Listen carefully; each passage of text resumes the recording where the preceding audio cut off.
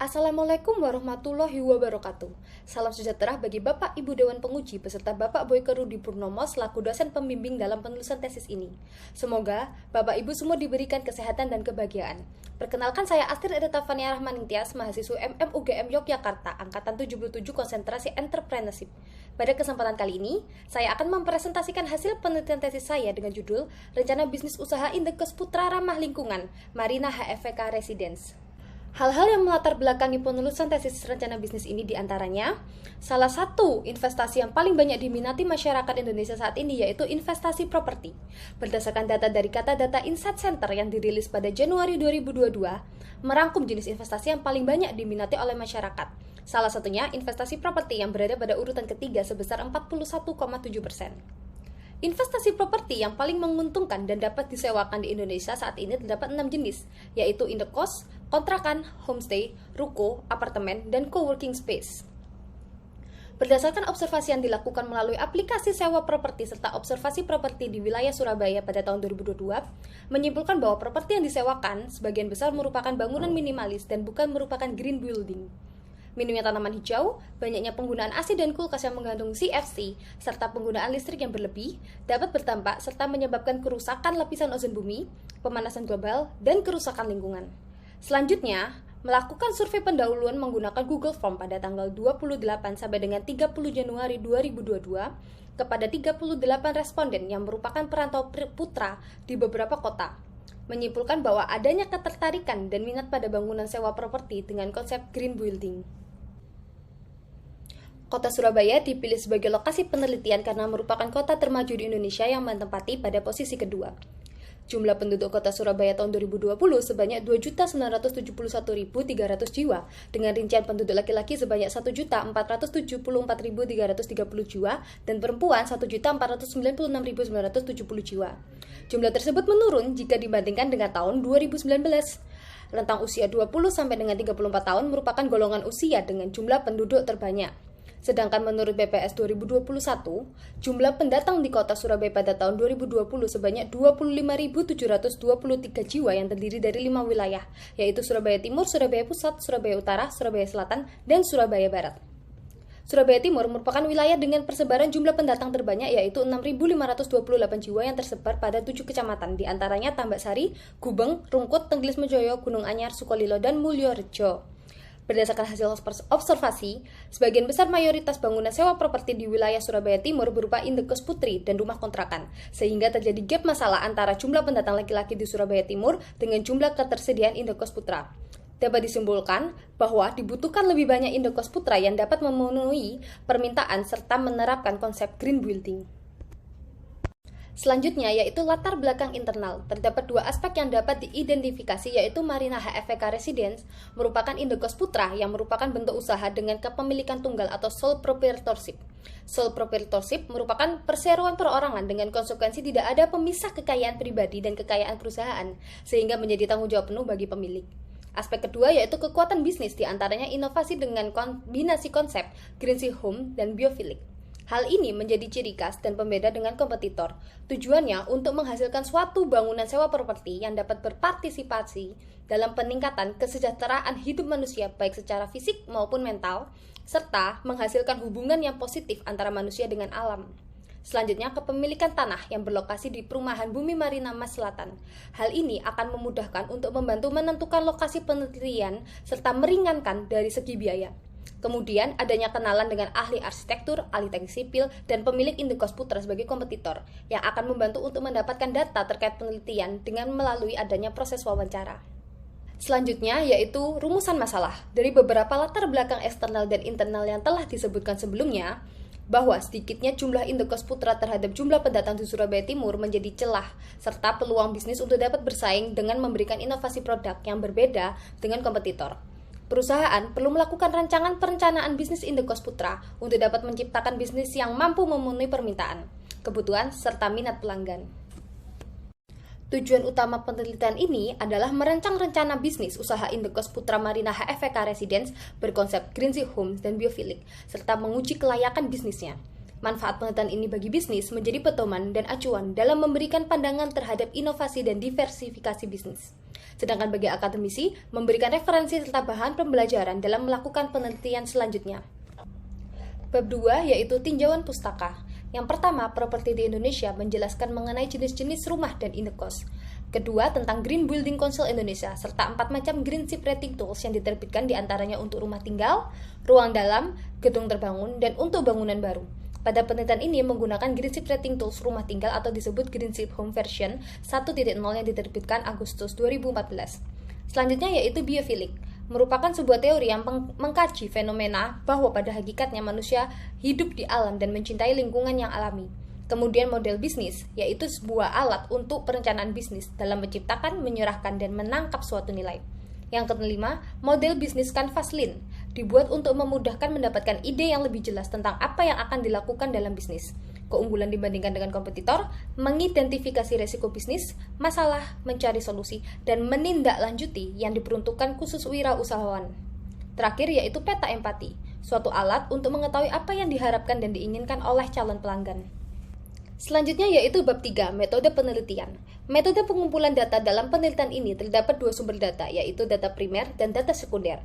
Data primer didapatkan dari wawancara dan survei.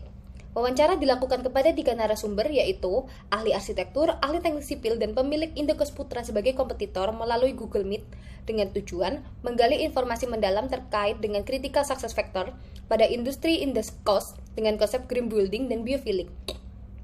Sedangkan survei disebarkan kepada perantau putra di Indonesia sebanyak 92 responden melalui kuesioner Google Form. Data sekunder didapatkan dari buku teks, jurnal, artikel, berita, dan website resmi dengan tujuan sebagai data pendukung. Teknik analisis data terdapat 2 macam, yaitu analisis data ekonomi bertujuan menghitung payback period atau PP, net present value atau NPV, dan internal rate of return atau IRR. Dan analisis data non-ekonomi bertujuan sebagai analisis data metodologi penelitian kualitatif. Peta empati, hasil dan kesimpulan yang didapat bahwa mereka melihat mengenai dibutuhkan adanya Indekos Putra yang memiliki banyak tanaman hijau untuk meminimalkan kerusakan lingkungan serta menghadirkan indekos yang menjaga kebersihan serta kesehatan penghuninya. Kemudian mereka mendengar informasi yang didapatkan tentang bangunan dengan konsep green building dan biofilik, bahwa menjadi pertimbangan untuk menghadirkan Indekos Putra yang memperhatikan kenyamanan dan kesehatan penghuninya. Selain itu, mereka merasakan bahwa dibutuhkan Indekos Putra yang dapat menyediakan fasilitas lengkap.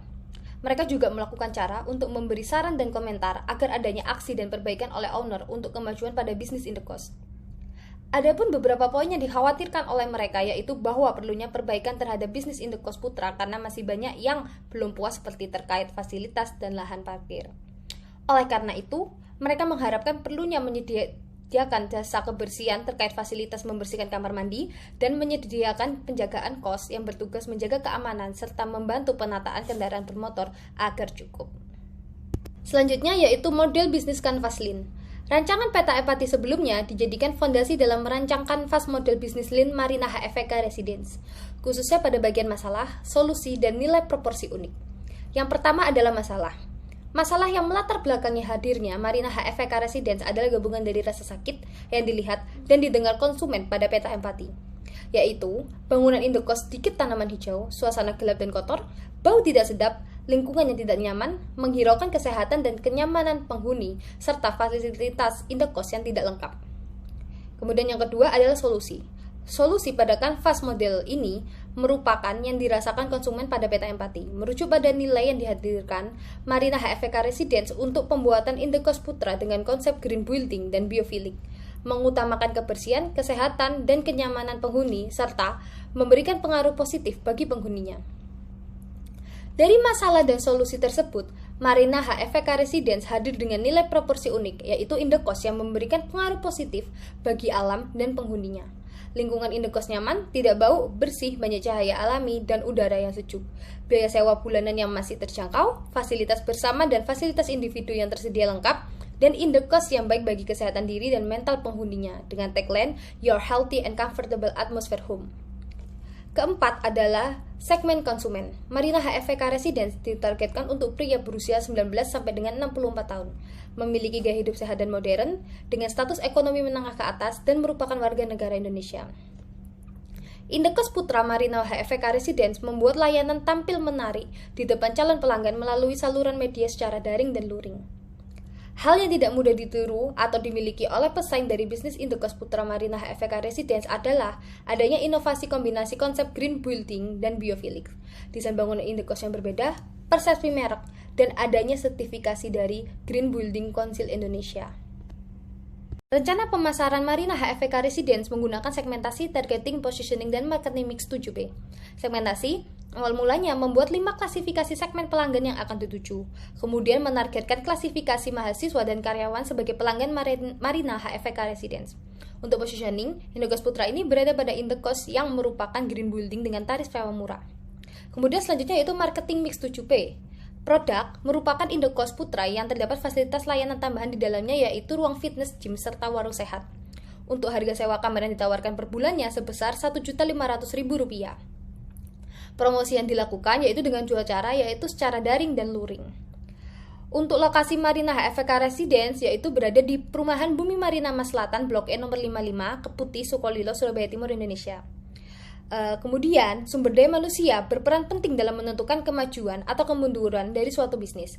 Pemilik Indekos Putra membutuhkan sebanyak 3 karyawan yang bertugas untuk menjaga keamanan, kebersihan, dan bertanggung jawab pada warung sehat. Pada gambar di sebelah kiri bawah, merupakan proses yang menggambarkan semua aktivitas mulai dari pemilik Marina HFK Residence memasarkan produknya secara online maupun offline, hingga sampai dikenal dan diketahui oleh pelanggan. Kemudian yang terakhir yaitu physical evidence. Marina HFK Residence memiliki plang nama Indekos pada bagian tembok depan luar sebelah pagar, lalu warna bangunan didominasi warna hijau, abu-abu, dan coklat, serta bangunan didesain banyak menggunakan tanaman hijau dan memiliki banyak ventilasi udara.